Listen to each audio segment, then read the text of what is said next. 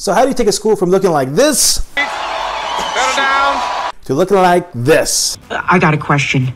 Well, that is what this video is about. Now, this is not some just big fancy theory or some college discussion. This is what really happened in my school.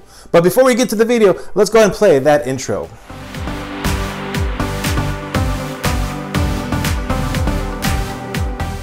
First, let me give you some basic information and the backstory. I teach at a middle school in Southern California, and currently right now we have 942 students currently enrolled, but it's always changed up and down and everything else. But last year, oh man, last year things were not going too well. We had a huge old fight, probably with about 10 students involved, all together in this huge fight, and that forced us to take a look at what we were doing in the school.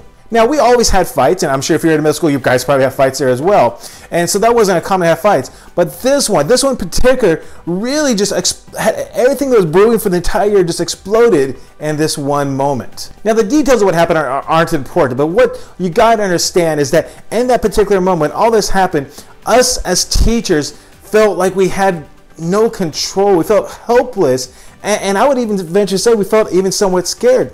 And if we felt that way, oh my gosh, how did the other remaining students in our school feel? If teachers felt that way, how did our students feel? We needed to make a change. So we wanted answers and we wanted solutions and we wanted to make sure this never happened again. Now, I want to give credit to my district because after this all happened, of course, we as teachers and staff were all up in arms and worried and everything else. And our district agreed to meet with us as a staff. And it wasn't just one meeting, it was several meetings. And I cannot tell you how many times I reached out to our superintendent, how many times I reached out to our board, and all of them responded back. And so I definitely want to give credit to where credit is due. As a district, we came together as a district and they listened to our concerns and the cabinet listened to our concerns, and it at least gave us a voice where sometimes as staff you feel like you have no voice. So here's what exactly happened at those meetings. The first meeting we had was with our school, and actually the district came together and said, hey, this is not just a problem that's happening at your school, this is happening at our other middle school as well. And so they set up a series of meetings, one for the 2 middle schools, one for the high school, and then also one for the elementary schools. Now, I don't know what happened at the other meetings, but at our meeting, we came together. And of course, we voiced our concerns about the discipline, of the frustration, about how do we get to this point. And we went through it was a pouring of our hearts out. And basically, the district listened. They listened, all right? And there's other things they did as well. They said, okay, so first meeting they listened, and once again, credit where credit is due. I don't know many districts that would do this for their staff. And so as we poured our heart out, they were just there listening, taking notes, and making sure that we felt heard. Now, being a veteran that we are, I'm 20 years, I had my doubts. I really had my doubts. So the meetings continued, and I think a few weeks went by, and then we had another meeting. And at this meeting, we kind of just brainstormed as a group. And we brainstormed as a group. And what we did is, we voiced what changes we think needed to be done. And as we voiced what changes we think needed to be done, we took little sticky pads and put them on papers. And then we voted for the things that we thought would help transition our schools into a better state, to make sure things like this didn't happen again. And then we voted and everything else. And so things were progressing in the right direction. And so once again, credit where credit is due.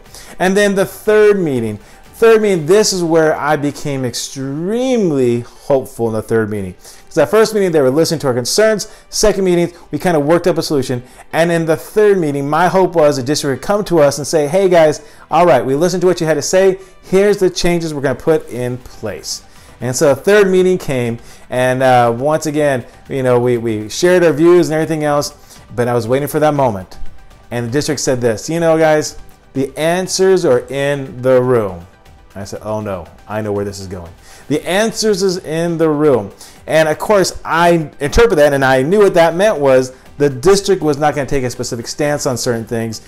It was up to the schools to create their own discipline policy. Now, I immediately raised my hand and said, hey, now here's my concerns about that. I think it should come from the top down and everything else. And I was getting frustrated because I felt that the district had passed the buck back to us and said, hey guys, you know, we listened to you, but you all figure this out on your own. And so it became extremely frustrating.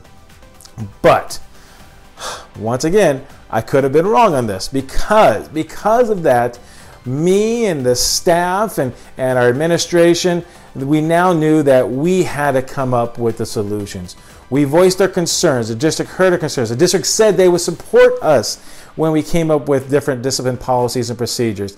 But it was leaving up to us to figure out the details.